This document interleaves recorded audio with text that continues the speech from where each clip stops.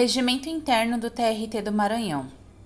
Paramos na seção 5 do habeas corpus, artigo 196. A petição de habeas corpus, logo que protocolizada, será encaminhada ao Serviço de Cadastramento Processual, que a autuará de imediato, submetendo-a ao presidente do tribunal ou a quem o substitua no momento para ser distribuída por sorteio a um dos desembargadores do trabalho, que será o seu relator. Artigo 197. Se a petição se revestir dos requisitos legais, o relator, se necessário, requisitará da autoridade indicada como coatora, no prazo que assinar, informações escritas.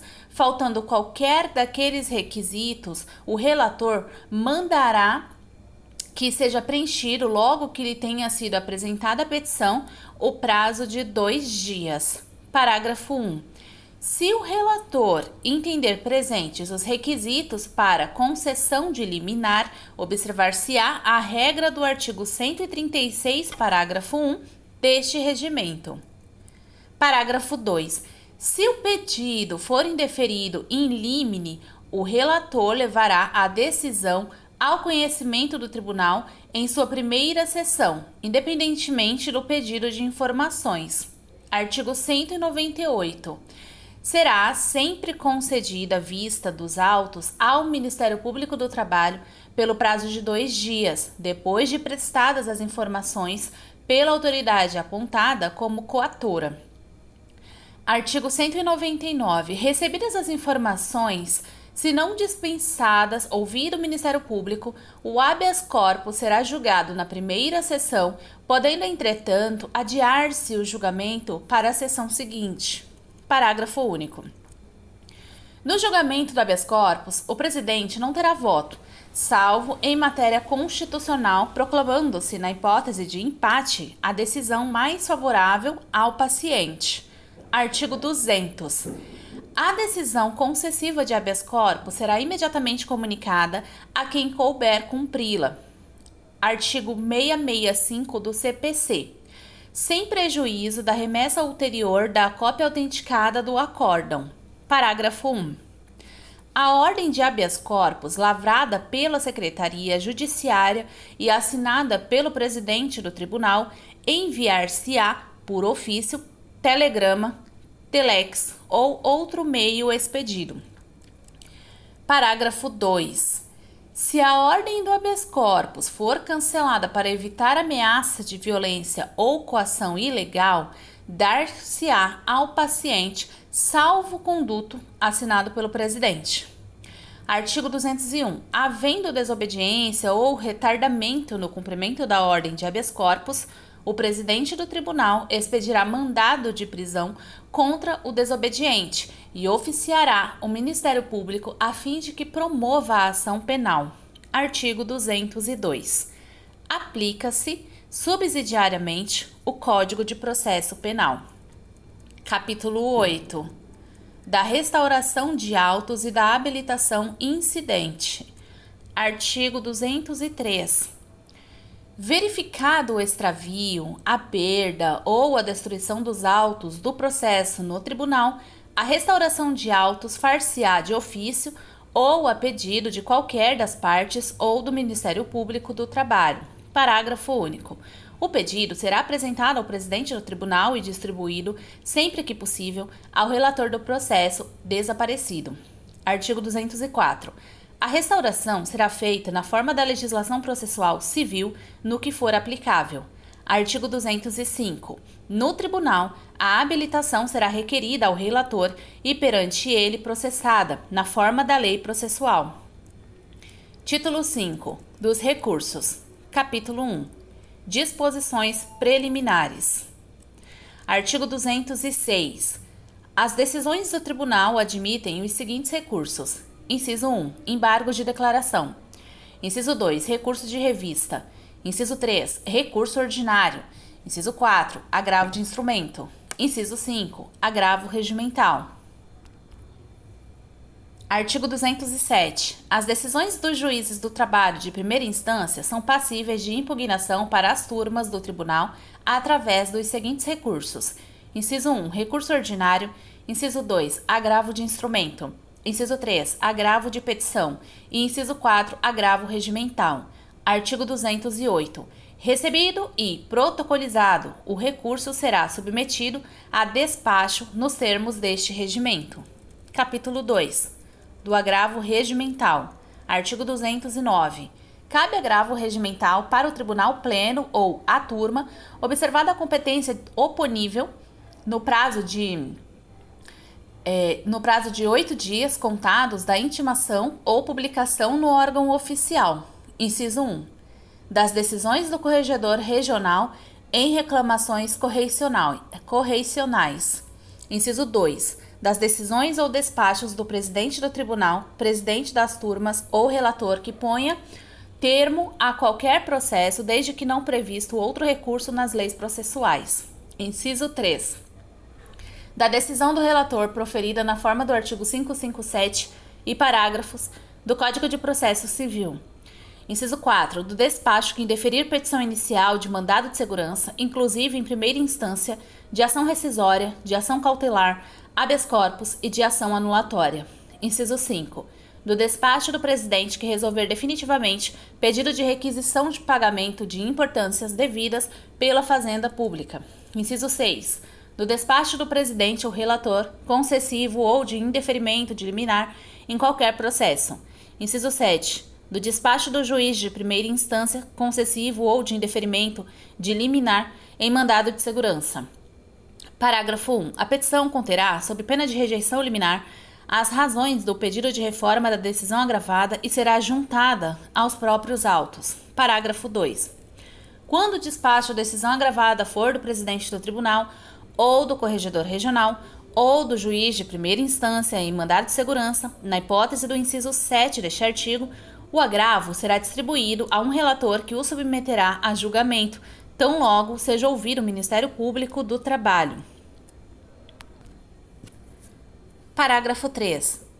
Nas hipóteses em que o despacho seja do relator, o agravo será protocolizado e submetido ao prolator do referido despacho, independentemente de qualquer outra formalidade, que poderá reconsiderar seu ato ou remetê-lo à respectiva secretaria para inclusão em pauta de julgamento, o que ocorrerá após prévio relato circunstanciado, sem direito a voto, lavrando o acórdão o desembargador do trabalho cujo voto tenha prevalecido. Parágrafo 4. Ressalvada a hipótese do inciso 4, não será permitido sustentação oral por ocasião do julgamento. Parágrafo 5. Em caso de empate na votação, prevalecerá a decisão ou despacho agravado.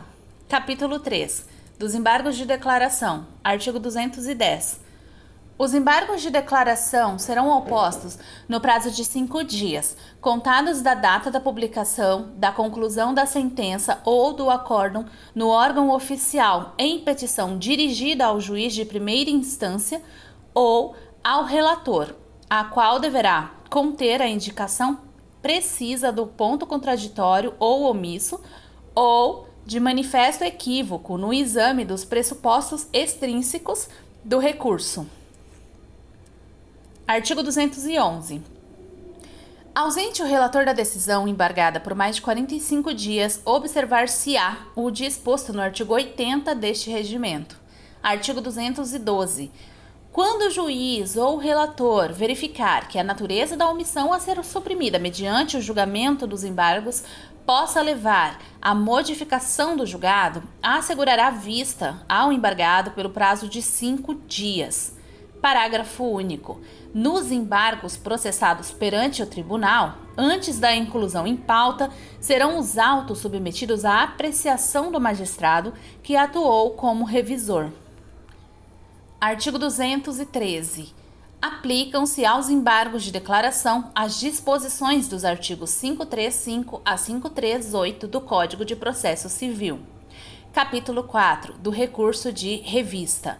Artigo 214. O recurso de revista será apresentado ao presidente do tribunal em petição fundamentada no prazo de 8 dias seguintes à publicação da conclusão do acórdão no órgão da imprensa oficial. Parágrafo único. A secretaria certificará a data da publicação do acórdão recorrido, informando sobre a tempestividade, o pagamento ou a isenção das custas e do depósito recursal quando necessário. Artigo 215. O presidente do tribunal deverá receber o recurso ou denegar-lhe seguimento, fundamentando, em qualquer das hipóteses, seu despacho. Parágrafo 1. Na hipótese de recebimento do recurso, deverá ser declarado o efeito em que é recebido. Parágrafo 2. Recebido o recurso, o presidente mandará dar vista ao recorrido para contrarrazões no prazo de 8 dias. Parágrafo 3. É incabível pedido de reconsideração do despacho que recebe o recurso de revista. Parágrafo 4. Será facultado ao interessado requerer a expedição de carta de segurança para a execução provisória da decisão, às expensas do recorrente, a qual será remetida à primeira instância para a respectiva execução, observado no que couber ou disposto nos artigos 588 a 590 do Código de Processo Civil. Artigo 216. Se o recurso depender de pagamento de custas e essas não estiverem fixadas na decisão recorrida, o presidente arbitrará seu valor, intimando-se o recorrente. Artigo 217. Os processos que pendam de decisão de instância superior permanecerão na Secretaria do Tribunal até decisão final, efetuando-se o retorno dos autos à origem, somente depois da devolução daqueles em que o recurso foi ajuizado. Capítulo 5. Do recurso ordinário. Artigo 218. Cabe recurso ordinário a este Tribunal Regional e ao Tribunal Superior do Trabalho, respectivamente, no prazo de 8 dias das decisões proferidas pelos juízes de primeira instância e dos acórdãos deste tribunal, nas hipóteses do artigo 895, a linha B da CLT. Artigo 219. O recurso ordinário estará sujeito ao preparo na forma da lei. Parágrafo 1. O despacho que receber o recurso ordinário declarará os efeitos em que o recebe e determinará a intimação do recorrido, que terá o prazo de 8 dias para contrarrazões. Parágrafo 2. Do despacho que denegar seguimento ao recurso será intimado o recorrente. Capítulo 6. Do agravo de instrumento. Artigo 220. O processamento e o julgamento do agravo de instrumento obedecerão ao disposto no artigo 897 da Consolidação das Leis do Trabalho e instruções normativas expedidas pelo Colém do Tribunal Superior do Trabalho e normas contidas neste regimento. Artigo 221. O agravo de instrumento será dirigido à autoridade judiciária prolatora do despacho agravado no prazo de 8 dias de sua intimação e processado em autos apartados. Parágrafo 1. Será certificada nos autos principais a interposição do agravo de instrumento e a decisão que determina o seu processamento ou a decisão que reconsidera o despacho agravado. Parágrafo 2. Mantida a decisão agravada, será intimado o agravado a apresentar contrarrazões relativas ao agravo e, simultaneamente, ao recurso principal, juntando as peças que entender necessárias para o julgamento de ambos, encaminhando-se após os autos do agravo do juízo competente. Artigo 222. Provido o agravo, o órgão julgador deliberará quanto ao julgamento do recurso destrancado, observando-se daí em diante o procedimento relativo a tal recurso, com designação do relator e de revisor, se for o caso. Artigo 223. Da certidão de julgamento do agravo provido constará o resultado da deliberação relativa à apreciação do recurso destrancado. Artigo 224. Ao agravo de instrumento interposto em processo sujeito ao rito sumaríssimo, aplicam-se as disposições dos artigos anteriores, dispensada, contudo, em qualquer hipótese, a redação do acórdão, devendo seus fundamentos, quando não juntados aos autos, constar da certidão de julgamento. Artigo 225. O juiz de primeira instância ou desembargador do trabalho presidente, em nenhuma hipótese poderá negar seguimento ao agravo de instrumento para o Tribunal Regional ou para o TST. Título 6. Das Comissões Permanentes e Temporárias. Capítulo 1. Da Comissão de Regimento Interno. Artigo 226. A Comissão de Regimento Interno é formada por 3 desembargadores do trabalho federais designados pelo Tribunal, recaindo a escolha preferencialmente em seus membros mais antigos. Artigo 227. Compete especialmente à Comissão de Regimento Interno, inciso 1, manter o regimento interno permanentemente atualizado, propondo emendas ao texto em vigor. Inciso 2. Examinar as emendas de iniciativa dos membros efetivos do Tribunal, emitindo pareceres fundamentados. Inciso 3. Opinar em processo administrativo que envolva matéria regimental quando consultada pelo presidente ou por qualquer membro da Corte. Parágrafo 1. Considerada a proposta objeto de deliberação, dela dar-se-á ciência prévia aos desembargadores do trabalho quanto ao seu conteúdo em sessão administrativa convocada para esse fim e, após, em sessão administrativa própria, será discutida e votada. Parágrafo 2. Será dispensado parecer escrito quando houver urgência manifesta na apreciação da matéria sob exame. Parágrafo 3. A alteração regimental dependerá da aprovação da maioria absoluta dos membros efetivos do Tribunal. Capítulo 2. Da Comissão de Vitaliciedade. Foi revogado o artigo 228. Capítulo 3. Da Comissão da Revista do Tribunal. Artigo 229. O Tribunal fará publicar uma revista anual denominada Revista do Tribunal Regional do Trabalho da 16ª Região, destinada a divulgar assuntos de interesses doutrinários no campo do direito, especialmente do direito do trabalho, sua jurisprudência e a de outros tribunais do trabalho, a legislação especializada, atos de natureza administrativa e noticiários. Artigo 230. A revista será dirigida por uma comissão composta de 3 desembargadores do trabalho e 2 juízes titulares de vara do trabalho e secretariada pelo chefe do Serviço de Documentação e Informação. Artigo 231. A comissão tem competência para selecionar as matérias destinadas à publicação, inclusive jurisprudências do tribunal, e ainda baixar instruções e normas indispensáveis à regular circulação da revista. Artigo 232. A escolha da comissão será feita bienalmente pelo tribunal, em uma das 6 primeiras sessões ordinárias que se seguirem à posse do presidente. Artigo 233.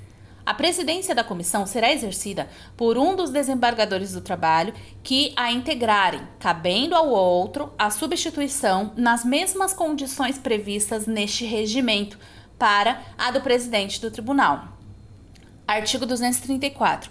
Quando necessário, a comissão solicitará da presidência do tribunal auxílio nos trabalhos de organização, revisão e preparo da revista. Capítulo 4. Da Comissão de Jurisprudência. Artigo 235. A Comissão de Jurisprudência incumbe: inciso 1. Velar pela expansão, atualização e publicação das súmulas de jurisprudência predominante do Tribunal. Inciso 2. Acompanhar a evolução da jurisprudência do Tribunal com vistas à obrigatória uniformização na forma do artigo 896, parágrafo 3 da CLT. Inciso 3. Ordenar o serviço de sistematização da jurisprudência do Tribunal, determinando medidas atinentes à seleção e ao registro, de modo a facilitar a pesquisa de julgados e processos. Inciso 4. Receber e processar propostas de edição, revisão ou cancelamento de súmulas. Artigo 236. A proposta de edição, revisão ou cancelamento de súmula, de iniciativa de qualquer juiz ou tribunal, deverá ser encaminhada à Comissão de Jurisprudência. Artigo 237. Cabe à Comissão de Jurisprudência deliberar sobre a oportunidade e conveniência de encaminhamento ao presidente do tribunal das propostas de edição, revisão ou cancelamento de súmula, acompanhada, se for o caso, do texto sugerido para o verbete.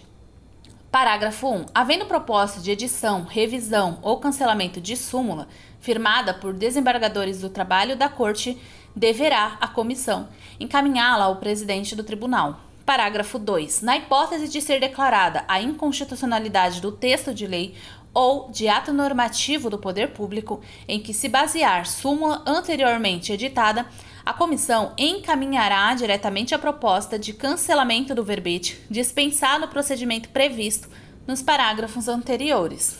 Artigo 238. Os projetos de edição, revisão ou cancelamento de súmula deverão ser instruídos com as cópias dos acórdãos que justifiquem a proposição. Artigo 239.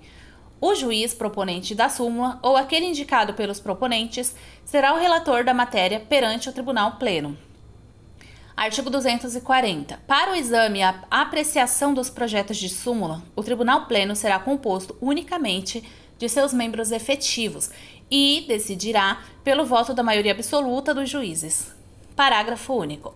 Para esse efeito, a sessão do Tribunal Pleno será convocada com antecedência mínima de 15 dias, devendo ser encaminhada aos desembargadores do trabalho, no mesmo prazo, cópias do expediente originário da comissão com o projeto de súmula e os acórdãos precedentes.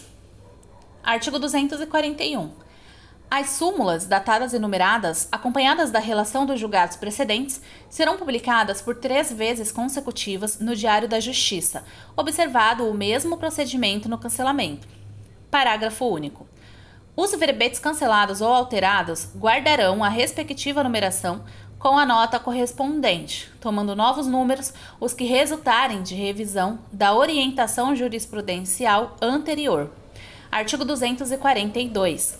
A edição, revisão ou cancelamento de súmula, na forma do procedimento ora adotado, constituirá precedente de uniformização da jurisprudência do tribunal. Parágrafo único. A citação da súmula, pelo número a ela correspondente, dispensará perante o tribunal a referência a outros julgados no mesmo sentido. Título 7. Das varas do trabalho. Capítulo 1. Das disposições gerais. Artigo 243. As varas do trabalho da região funcionarão das 7h30 da manhã às 18h30.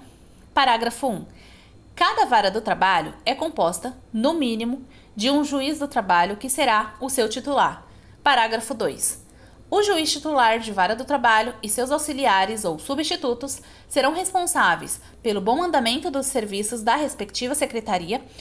Compete, entretanto, ao titular, com a adoção das providências indispensáveis ao seu regular funcionamento, inclusive baixando portarias para esse fim, enviando cópia à presidência e à secretaria da Corregedoria Regional. Artigo 244. Os juízes titulares das varas do trabalho e os seus substitutos e auxiliares legais presidirão as audiências com vestes talares, segundo o modelo aprovado e fornecido pelo tribunal. Parágrafo único. As varas terão um tratamento de egrégia, seus titulares, e substitutos legais, o de excelência. Artigo 245. O juiz titular de vara do trabalho poderá, mediante circunstanciadas razões, solicitar ao presidente a dispensa do juiz designado como auxiliar, bem como do diretor de secretaria, sempre que as suas atuações venham comprometendo o regular funcionamento da vara sob sua direção. Capítulo 2. Do Fórum Astolfo Serra. Artigo 246. O Fórum Astolfo Serra compreende: inciso 1. A diretoria do Fórum. Inciso 2. As varas do trabalho e todo e qualquer setor que utilize o espaço público do prédio. Artigo 247. O presidente do tribunal nomeará o diretor do Fórum Astolfo Serra, dentre os juízes titulares das varas da capital, com mandato fixado em 1 ano, podendo ser prorrogado por iguais e sucessivos períodos. Artigo 248.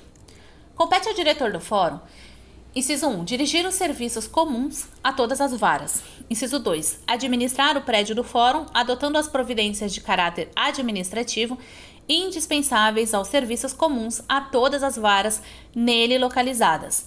Inciso 3. Representar o tribunal em solenidades locais, quando a elas presente e às quais não comparecer nenhum dos desembargadores do trabalho do tribunal.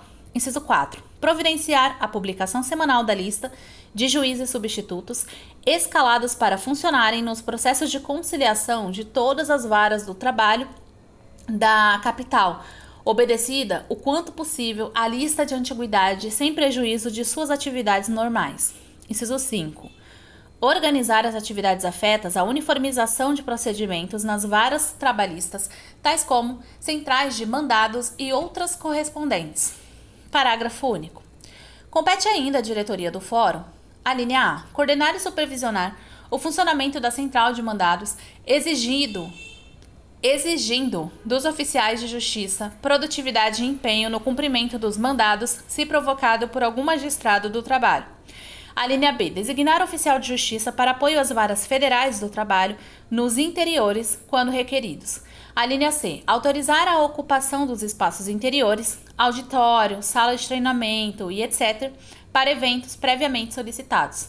A linha D, velar pela manutenção, preservação e asseio do fórum, exigindo das empresas encarregadas zelo, presteza e higiene, representando ao presidente em caso de negligência, desleixo, abandono ou falta de qualidade pelos serviços prestados. A linha E, designar, dentre juízes titulares e substitutos da capital, inclusive servidores, para funcionarem no plantão judicial. Artigo 249. O Posto de Atendimento Avançado, PAAD, da Justiça do Trabalho da 16ª Região, é parte integrante da estrutura da diretoria do Fórum Astolfo Serra e tem por finalidade, inciso 1, descentralizar os serviços de protocolo no âmbito de toda a região. Inciso 2, facilitar o acesso dos jurisdicionados, evitando deslocamentos necessários. Inciso 3, imprimir maior celeridade na tramitação dos processos junto a essa justiça trabalhista. Parágrafo único. O Tribunal Pleno, por meio de resolução administrativa, regulamentará a atuação do PAAD, cabendo-lhe, inclusive, a definição de suas competências. Artigo 250. O Fórum Astolfo Serra contém em sua estrutura o Juízo Auxiliar de Conciliação de Processos Judiciais das Varas do Trabalho de São Luís, instituído por intermédio da Resolução Administrativa número 067 de 2003, a quem compete homologar acordos em processos judiciais a pedido das partes e ou de seus advogados, com poderes especiais para transigir, receber e dar quitação, independentemente de prévia pauta de audiência. Parágrafo 1. É obrigatória a notificação aos advogados regularmente constituídos.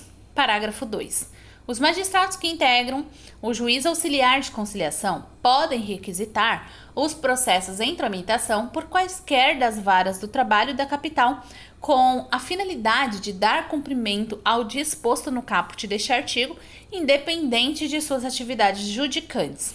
Capítulo 3. Do Fórum Manuel Alfredo Martins e Rocha. Artigo 250-A. O Fórum Manuel Alfredo Martins e Rocha é composto pela primeira e segunda vara do trabalho de Imperatriz. Artigo 250-B. Caberá à presidência nomear o diretor do fórum dentre os juízes titulares das varas de Imperatriz com mandato fixado em 1 ano, podendo ser prorrogado por iguais e sucessivos períodos. Parágrafo único. Aplica-se ao diretor do Fórum Manuel Alfredo Martins e Rocha o disposto no artigo 248 deste regimento. Título 8. Do pessoal e dos serviços administrativos do Tribunal. Capítulo 1. Do pessoal administrativo. Artigo 251. Aos servidores da Justiça do Trabalho da 16ª Região, aplicam-se o regime jurídico dos servidores públicos civis da União, estabelecido na Lei 8.112, de 11 de dezembro de 90, além de outras leis especiais e atos normativos. Parágrafo único.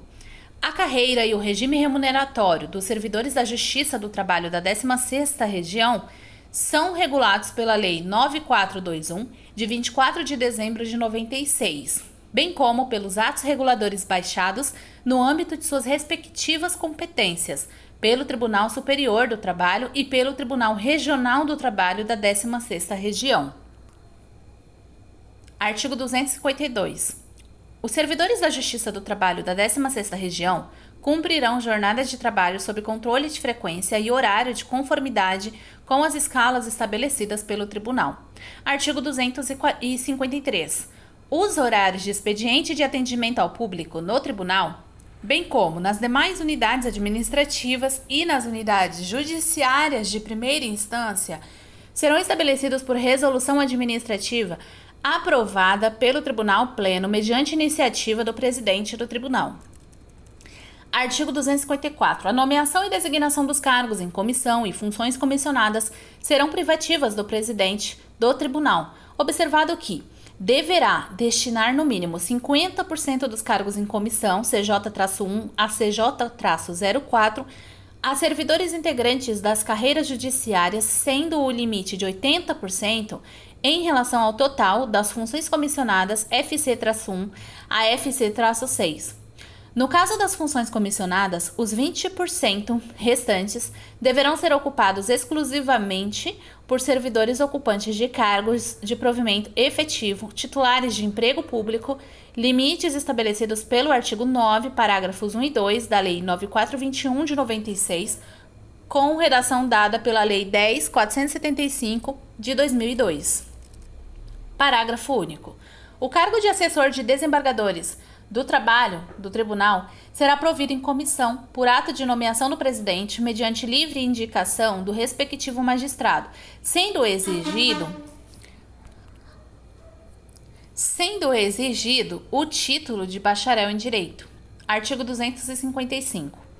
A seção de servidores do quadro de pessoal da Justiça do Trabalho da 16ª Região para outro órgão ou entidade dos poderes da União, dos Estados ou do Distrito Federal e dos municípios só poderá ser autorizada para exercício de cargo em comissão ou função de confiança, bem como nos casos previstos em leis específicas, observadas as regras do artigo 93 da Lei 8.112 e, no que se refere ao servidor em estágio probatório, a regra do parágrafo 3 do artigo 20 dessa mesma lei. Artigo 256. Poderá ser nomeado para cargo em comissão ou designado para função comissionada cônjuge, companheiro ou parente, até o 3º grau, inclusive, de juiz do tribunal, salvo quando se tratar de servidor ocupante de cargo de provimento efetivo da carreira, caso em que a vedação ficará restrita à nomeação ou designação para servir junto ao magistrado determinante da incompatibilidade. Capítulo 2. Dos serviços administrativos. Artigo 257. Os serviços administrativos reger-se-ão por regulamento geral, aprovado pelo Tribunal, considerado parte integrante deste regimento, e serão dirigidos pela Presidência, que expedirá as normas ou instruções complementares necessárias. Artigo 258. O regulamento mencionado obedecerá ao disposto no artigo 37 da Constituição Federal e aos seguintes princípios. Inciso 1. Descentralização administrativa, agilização, procedimentos e utilização de informática. Inciso 2. Orientação da política de recursos humanos do Tribunal, no sentido de que as atividades administrativas e judiciárias sejam executadas preferencialmente por integrantes do quadro e tabelas de pessoal recrutados mediante concurso público de provas ou de provas e títulos, ressalvadas as exceções previstas em lei. Inciso 3. Organização dos serviços de assessoria de orçamento, controle e fiscalização financeira do acompanhamento de planos, programas e projetos. Inciso 4. Adoção de política da valorização de recursos humanos das diversas carreiras judiciárias mediante programas e atividades permanentes e sistemáticas de capacitação, treinamento, desenvolvimento e avaliação profissional. Título 9. Das disposições finais. Artigo 259. Fazem parte integrante deste regimento, em tudo que lhe for aplicável, as normas do Estatuto da Magistratura, previstas em lei complementar, as disposições da Consolidação das Leis do Trabalho e legislação complementar, bem como subsidiariamente as de direito processual civil, exceto no que forem incompatíveis com o direito processual do trabalho. Artigo 260. Ressalvado o presidente do tribunal o direito de suspender as atividades dos órgãos da Justiça do Trabalho da 16ª Região em outros dias, por conveniência administrativa, serão observados como feriados, além dos fixados em lei, apenas os seguintes: segunda e terça-feira de Carnaval e quarta-feira de Cinzas. Os dias da Semana Santa, compreendidos entre a quarta-feira e o domingo de Páscoa, 11 de agosto, 28 de outubro, 1 e 2 de novembro, 8 de dezembro e, em cada município, aqueles feriados locais equiparados, segundo a lei federal, aos feriados nacionais. Artigo 261. Os casos omissos neste regimento interno serão resolvidos pelo Tribunal Pleno, observadas a Constituição Federal e as leis da República. Artigo 262. Ficam revogados a partir da vigência deste regimento as disposições regimentais anteriores, as resoluções, os assentos regimentais e os demais atos que o contrariarem. Artigo 263. Este regimento entrará em vigor na data de sua publicação.